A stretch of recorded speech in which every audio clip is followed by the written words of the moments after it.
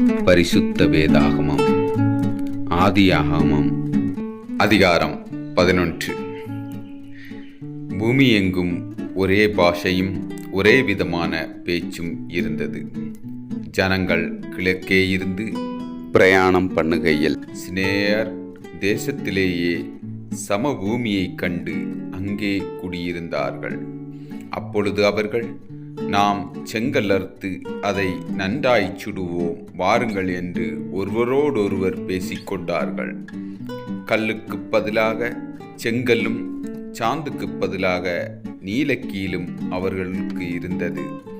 பின்னும் அவர்கள், நாம் பூமியின் மீதெங்கும் சிதறிப்போகாதபடிக்கு நமக்கு ஒரு நகரத்தையும் வானத்தை அளாவும் சிகரமுள்ள ஒரு கோபுரத்தையும் கட்டி நமக்கு பேருண்டாக பண்ணுவோம் வாருங்கள் என்று சொல்லிக் கொண்டார்கள். மனுபுத்திரர் கட்டுகிற நகரத்தையும் கோபுரத்தையும் பார்ப்பதற்கு கர்த்தர் இறங்கினார். அப்பொழுது கர்த்தர், இதே ஜனங்கள் ஒரே கூட்டமாயிருக்கிறார்கள், அவர்கள் அனைவருக்கும் ஒரே பாஷையும் இருக்கிறது, அவர்கள் இதை செய்யத் தொடங்கினார்கள், இப்பொழுதும் தாங்கள் செய்ய நினைத்தது ஒன்றும் தடைபட மாட்டாது என்று இருக்கிறார்கள். நாம் இறங்கி போய் ஒருவர் பேசுகிறதை மற்றொருவர் அறியாதபடிக்கு அங்கே அவர்கள் பாஷையை தாறுமாறாக்குவோம் என்றார். அப்படியே கர்த்தர் அவர்களை அவ்விடத்திலிருந்து பூமியின் மீதெங்கும் சிதறிப்போக பண்ணினார். அப்பொழுது நகரம் கட்டுகிறதை விட்டுவிட்டார்கள். பூமி எங்கும் வாழ்கின்ற பாஷையை கர்த்தர் அவ்விடத்தில் தாறுமாறாக்கினபடியால் அதன் பேர் பாபேல் எனப்பட்டது. கர்த்தர் அவர்களை அவ்விடத்திலிருந்து பூமியின் மீதெங்கும் சிதறிப்போக பண்ணினார். சோமுடைய வம்ச வரலாறு. ஜலப்பிரளயம் உண்டாகி 2 வருஷத்திற்கு பின்பு சோம் 100 வயதான போது அர்பக்சாத்தை பெற்றான். சோம் அர்பக்சாத்தை பெற்ற பின் 500 வருஷம் உயிரோடிருந்து குமாரரையும் குமாரத்திகளையும் பெற்றார். அர்பக்சாத் 35 வயதான போது சலாவை பெற்றான். சலாவை பெற்ற பின் அக்பர்சாத் 403 வருஷம் உயிரோடிருந்து குமாரரையும் குமாரத்திகளையும் பெற்றான். சாலா 30 வயதான போது ஏபேரை பெற்றான்.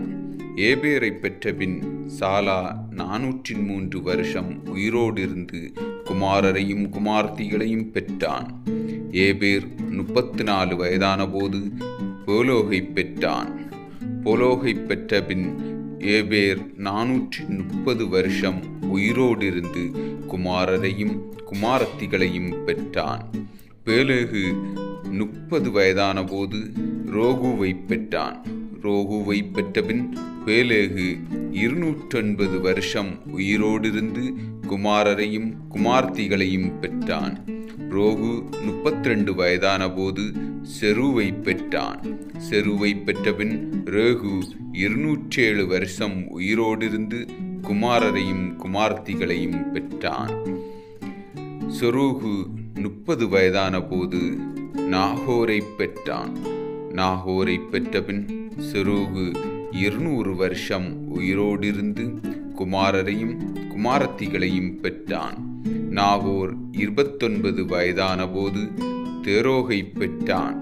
தேரோகை பெற்றபின் நாகோர் 119 வருஷம் உயிரோடிருந்து குமாரனையும் குமாரத்திகளையும் பெற்றான். தெரேகு 70 வயதான போது ஆபிராம், நாகோர், ஆரான் என்பவர்களை பெற்றான். தெரேகுடைய வம்ச வரலாறு. தெரேகு ஆபிராம், நாகோர், ஆரான் என்பவர்களை பெற்றான். ஆரான் லோத்தை பெற்றான்.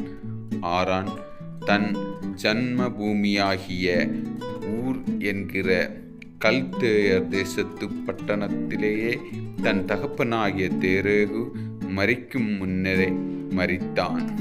ஆபிராமும் நாகோரும் தங்களுக்கு பெண் கொண்டார்கள். ஆபிராமுடைய மனைவிக்கு சாராய் என்று பெயர்.